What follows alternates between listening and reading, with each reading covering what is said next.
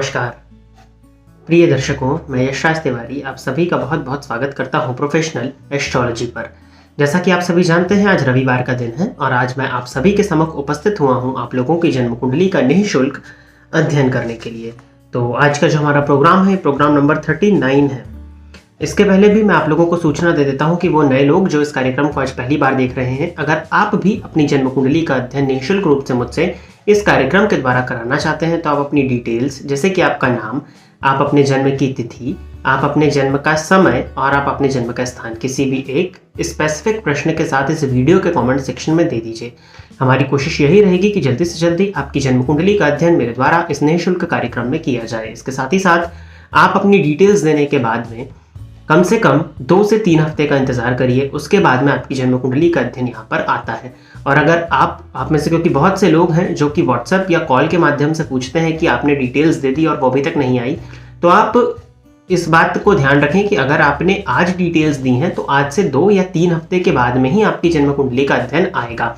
अगर आप कॉल या व्हाट्सएप के माध्यम से संपर्क करते हैं तो वो सशुल्क है। निःशुल्क कार्यक्रम यूट्यूब पर होता है और कॉल या व्हाट्सएप के थ्रू जब आप संपर्क करते हैं तो जो आपको सर्विसेज वहां पर बताई जाती हैं वो सशुल्क होती हैं, वो निःशुल्क नहीं होती। निःशुल्क सिर्फ इसी कार्यक्रम में आपको देखने में मिलता है। इसके साथ ही साथ में वो नए दर्शक जो इस कार्यक्रम को देख रहे हैं और उन्होंने अभी तक इस चैनल को सब्सक्राइब नहीं किया है, तो आप सब्सक्राइब करिए। साथ ही साथ आप लोग अपनी राय कमेंट सेक्शन में दे सकते हैं और ज़्यादा से ज़्यादा इस वीडियो को लाइक करिए ताकि ये वीडियो ज़्यादा से ज़्यादा लोगों तक पहुंच सके। तो बिना विलंब किए हम इस कार्यक्रम को शुरुआत करते हैं और पहली जन्म कुंडली जो है ये कपिल गर्ग की आईडी से तत्सत की है। तो देख लेते हैं इनकी जन्म कुंडली क्या कहती है। 1 जुलाई 2006 जन्म का समय इन्होंने बताया है 8:31 शाम के और जन्म स्थान है दिल्ली। इन्होंने लिखा है कि प्लीज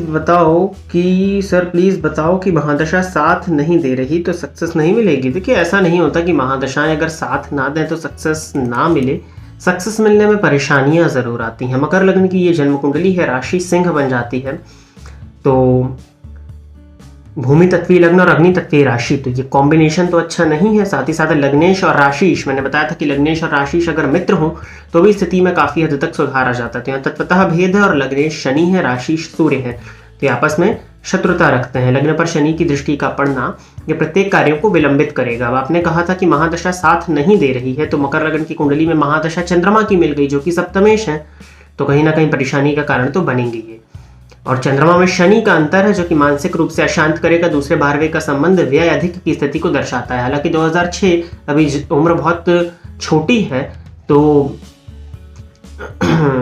कपिल जी ने दी है, तो हो सकता है कि इनके पिता हो या बड़े भाई हो। तो देखिए, धन का हिसाब लेना आवश्यक है इस उम्र में इनसे, क्योंकि धन का व्यय अत्यधिक इस कुंडली में हो सकता है, स्पेशली नवंबर 21 से लेकर के जून 23 के बीच में, तो इस बात का ध्यान रखें। अब बात रही सक्सेस मिलने की, तो अभी पढ़ाई का ही समय है, तो कहीं ना कहीं मन ना लगना, कंसंट्रेशन में कमी इस कुंडली में दिखाई पड़ती है। लग्न पर वैसे ही केतु की दृष्टि है और ये मकर लग्न की जन्म कुंडली है और शनि मंगल की दृष्टि साथ में है। मंगल की दृष्टि लग्न पर है, वो भी मकर लग्न की कुंडली में, जहां मंगल नीच राशि में है, तो ये इनके व्यक्तित्व में जल्दबाजी भरेगा। हालांकि वो नवांश में मंगल उच्च के हैं, लेकिन मंगल का अपना प्रभाव है जो कि व्यक्ति के अंदर जल्दबाजी, इम्पेशेंस भर देता है। तो ये देखने में तो आपको आएगा ही। वाणी भाव पर मंगल की दृष्टि है, तो बच्चा बहस कर जाए या गलत बोल जाए, इस तरह का। और मकर लग्न के लोग होते कैसे हैं, मेनली इंट्रोवर्ट होते हैं, अपने में रहना ये लोग ज्यादा पसंद करते हैं।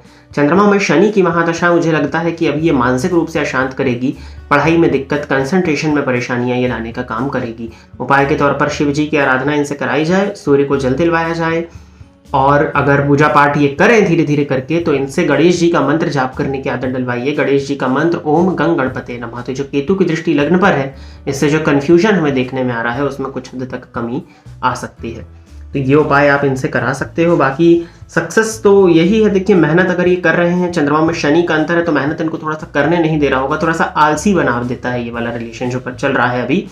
लेजी हो रहे होंगे, तो व्यक्ति वैसे ही लेजी हो तो महादशा का क्या रोल, उसमें तो वैसे ही सक्सेस कहीं ना कहीं बाधित हो जाती है। तो ये जरूर है इस कुंडली में ये उपाय कराए जाएं और समय को निकलने दीजिए। जून 2023 में चंद्रमा में बुध आएंगे वो समय में ज़्यादा बेहतर होते हुए देखता हूँ, क्योंकि इस कुंडली के वो भाग्येश हैं। स्वास्थ्य का ध्यान रखा जाए और बस आगे बढ़ाया जाए इनको, बस ये जो उपाय मैंने बताए हैं इनको करवाइए।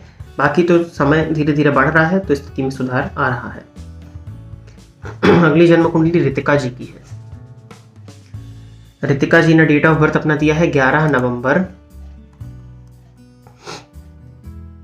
1999 और 6:51 PM।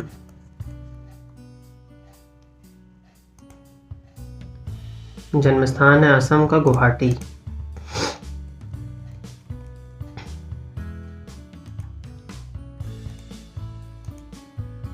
मिथुन लग्न की जन्म कुंडली है रितिका जी। आपकी राशि आपकी धनु है और इन्होंने लिखा है, hello sir, I am your new subscriber. जी स्वागत है आपका इस चैनल में। और what will be the nature and profession of my future spouse, I hope you will reply soon. देखिए सून तो हुआ है, 2 से 3 हफ्ते बोला था तो 2 से 3 हफ्ते के ही अंदर अंदर आया होगा। इनका मेनली प्रश्न है कि इनके होने वाले पति का नेचर और प्रोफेशन यानी कि स्वभाव और वो किस कार्य क्षेत्र से संबंधित हो सकते हैं। देखिए एक चीज़ मैं आपको बता दूं कि जो कार्य क्षेत्र की प्रेडिक्शंस होती हैं, जो कार्य क्षेत्र के बारे में मैं बताने जा रहा हूँ, वो 60 से 70% ही ठीक बैठता है, क्योंकि आज के इस परिवेश में देश काल और परिस्थिति का विज्ञान है ज्योतिष शास्त्र। तो आज के इस परिवेश में लोग एक से अधिक प्रोफेशंस को भी ऑप्ट कर रहे हैं। और अगर आप देखें, मान लीजिए मैंने कहा कि बुद्ध से संबंधित, इस चैनल में बहुत से लोग ऐसे जुड़े हैं जो कि ज्योतिष को समझते हैं, तो बुद्ध से संबंधित प्रोफेशन हो सकता है। बुद्ध के ही अंदर में मार्केटिंग भी आती है, बुद्ध के अंडर में ही कंसल्टेंसी भी आती है और बुद्ध के अंदर में अकाउंटेंसी भी आती है। तो ये तीनों ही सेक्टर्स अलग अलग हैं बट एक ही प्लैनेट के द्वारा डिनोट किए जाते हैं। तो कहीं ना कहीं आपके होने वाले जो पति का स्वभाव मैं देखता हूँ वो धनु राशि बन रही है सप्तम भाव में। तो मुंह पर बोल देना, सच बोल देना। सप्तम भाव में चंद्रमा और मंगल की युति, यानी कि आपकी अगर मैं चंद्र कुंडली भी बनाऊं तो भी उसमें मंगल की दृष्टि सप्तम भाव पर पड़ेगी। और वैसे सप्तम भाव में यहाँ जन्मांक कुंडली में देखा जाए तो मंगल बैठे ही हुए हैं, तो ये पति के स्वभाव को उग्र बनाएंगे, पति के स्वभाव को तेज गुस्से वाला बनाएंगे, ठीक है, क्रोधी बनाएंगे, कुछ हद तक अहंकारी भी बनाएंगे। मुंह पर बोल देना, सत्य बोल देना, सच बोल देना, कड़वा बोल देना, ये रहेगा। साथ ही साथ अष्टम भाव में केतु जाकर के बैठे हैं और शुक्र जो कि दाम्पत्य के कारक है वो नीच राशि में केतु की दृष्टि से दृष्ट है।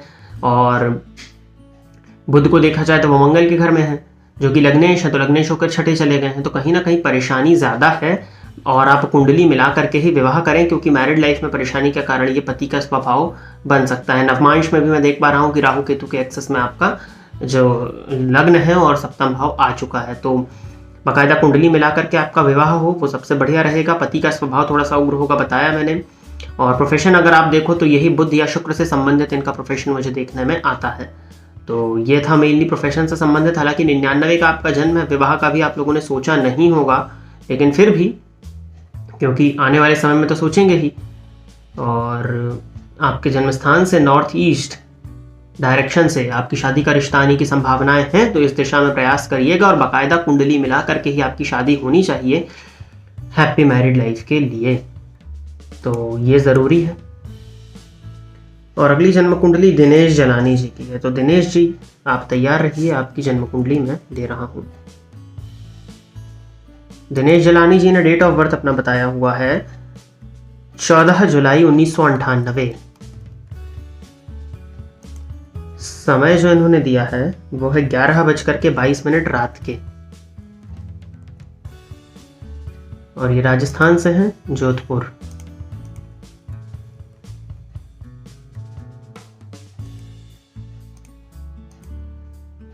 मीन लग्न की जन्म कुंडली है। राशि भी मीन बन जाती है, लग्नपति बनते हैं गुरु, जाकर के लग्न में ही बैठे हैं। लग्न में ही गजकेसरी योग, हंस नामक महापुरुष योग इस कुंडली में बनता है।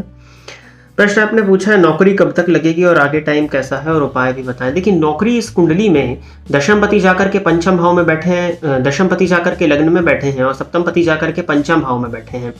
और दशमपति की जो दृष्टि है वो सप्तमेश और सप्तम भाव दोनों पर पड़ रही है, जो कि बड़ा प्लस पॉइंट है इस कुंडली में। बुध की महादशा में शुक्र का अंतर है, तो बुध और शुक्र दोनों इस लग्न में कारक नहीं होते, फिर भी अगर नौकरी के लिए आप प्रयास करते हैं तो मुझे लगता है आपकी कुंडली के हिसाब से 18 अक्टूबर 2022 और उसके पहले भी जून 2022, तो जून 2022 के बाद में नौकरी लगने का योग है। और अगर नौकरी के लिए प्रयास किया जाए तो जून के बाद इस जन्म कुंडली के हिसाब से नौकरी लगने की संभावनाएं तो बनती हैं। इस जन्म कुंडली में अगर आप देखें तो अब जन्म स्थान से पश्चिम दिशा से आय होती हुई दिखती है, तो पश्चिम दिशा की तरफ जाना आपके लिए बेहतर होगा। और आगे का टाइम कैसा है तो देखा जाए, आपकी मीन राशि है और मीन राशि पर साढ़े साती शुरू होगी जनवरी 2023 से। तो कहीं ना कहीं साढ़े साती तो आपको परेशान करेगी। लग्न में चंद्रमा बैठे हैं, लग्न आपका मीन है, राशि भी आपकी मीन है, तो मन का भटकाव, तो कंसंट्रेशन में कमी तो स्वतः सिद्ध दिखाई पड़ता है कि ये अभी होगा। साढ़े साती जब आएगी तो मानसिक अशांति परेशानी को बढ़ाने वाली होगी। तो इसके लिए प्रयास आपको कुछ उपाय करने चाहिए, ताकि जो मन को एकाग्रचित्त करने का प्रयास आपको अभी से करना चाहिए। शनि नीच राशि में बैठे हैं, हालांकि मंगल का केंद्र में होना उनका नीचत्व तो भंग करेगा, लेकिन ये साढ़े साती में परेशानी का कारण बनेगा। मानसिक अशांति, परेशानी, चिड़चिड़ापन, गुस्सा, टेंशन ये रहेगा। तो समय उतना ज़्यादा बेहतर तो नहीं है आने वाला, लेकिन फिर भी आपका लग्न मजबूत है, व्यक्ति का व्यक्तित्व अगर मजबूत हो तो बुरे समय को भी ऐसा व्यक्ति निकाल देता है। गुरु मृत अवस्था में है, गुरु को बलवान करने के लिए गुरुवार से प्रारंभ करके रोज अपने माथे पर केसर का तिलक लगाएं, ये आपके लिए उचित होगा। सूर्य को जल देने की आदत डालिए। गुरुवार के दिन नहाने के जल में एक चुटकी हल्दी मिलाकर के स्नान करना शुरू करिए। और शिव जी के मंदिर में रोज जाकर के दर्शन करना और शिव जी के ऊपर, शिवलिंग पर मेनली दुग्ध अर्पित करना आपके लिए बेनिफिशियल होगा। तो ये तीन उपाय आप करिए। और सूर्य को जल मैंने बता ही दिया। हनुमान चालीसा का पाठ भी आपके द्वारा होना चाहिए, ताकि एक आत्मविश्वास आपके अंदर बना रहे। इसके अलावा और किसी उपाय की जरूरत नहीं है। बुध में सूर्य का अंतर भी जो 2023 में नवंबर में आएगा, तो महादशा के हिसाब से तो ठीक है, इसको कह सकते हैं कि फेवर में है, लेकिन जो आपकी साढ़े साती की जो संभावना है, जो साढ़े साती की परेशानी है, वो तो रहेगी। तो इसके लिए हनुमान जी की आराधना करते रहिए, अभी से करेंगे तो साढ़े साती से बचाव होगा। और अगली जन्म कुंडली खेलेंद्र साहू जी की है। तो खेलेंद्र जी आप तैयार रहिए, आपकी कुंडली में ले लेता हूं। 4 अक्टूबर 1995,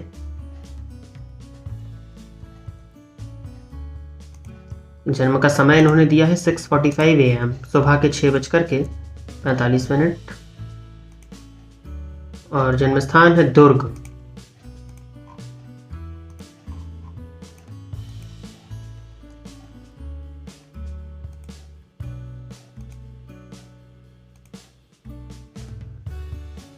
तो खेलेंद्र जी आप कन्या लग्न के हैं, राशि आपकी मकर बन जाती है। तो भूमि तत्वीय लग्न और भूमि तत्वीय राशि, ये बढ़िया है।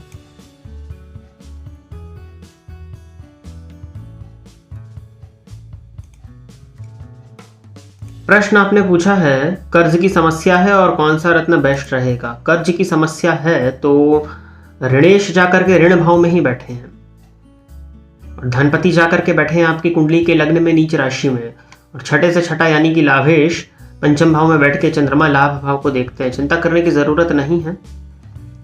शनि ऋणेश हैं, ऋण भाव में ही बैठे हैं, सुरक्षा प्रदान कर रहे हैं, इस जन्म कुंडली के कारक ग्रहों में से एक हैं। तो ऋण के लिए चिंता मत करिए। ऋण के लिए उपाय आपको बता देता हूं। आपने पूछा रत्न इस कुंडली में देखा जाए तो लग्नेश बुध लग्न में ही बैठे हैं, तो बुध का एकमात्र रत्न पन्ना आपको धारण करना चाहिए। पन्ना धारण करना आपके लिए बेनिफिशियल है। आजीवन के लिए आप एकमात्र रत्न पन्ना धारण करके रख सकते हैं। अब बात आती है आपके कर्ज की, तो आशा करता हूं कि कर्ज आपने लिया ही होगा, दिया नहीं होगा। और इस कुंडली में लाभेश चंद्रमा लाभ भाव को देख रहे हैं। और में अमाउंट आपने नहीं बताया है, हालांकि इस कुंडली में ऋण से घबराने की जरूरत नहीं है। मंगलवार के दिन हनुमान शिव जी के मंदिर में जाकर के हनुमान जी को याद करिए, हनुमान चालीसा का पाठ करिए और गुड़ का रस या अनार का रस शिवलिंग पर अर्पित करिए, और वहां पर बैठकर ही ऋण मोचन स्तोत्र का पाठ करना आपके लिए बेनिफिशियल होगा। तो ये आप कर सकते हैं। शुक्रवार के दिन घी का दिया जला करके श्री सूक्त का पाठ करिए, क्योंकि ऋण मुक्ति का एक ही उपाय है धन का आगमन। धन आगमन हो तो आप ऋण मुक्त हो सकते हैं। तो धन आगमन के लिए शुक्रवार के दिन घी का दिया जला करके श्री सूक्त का पाठ करना आपके लिए बेनिफिशियल होगा। तो प्रिय दर्शकों, इतनी ही जन्म कुंडली लेकर के मैं आज आप सभी के समक्ष उपस्थित हुआ था। आशा करता हूं कि जिनकी भी जन्म कुंडली का अध्ययन यहाँ पर हुआ वो सभी संतुष्ट होंगे।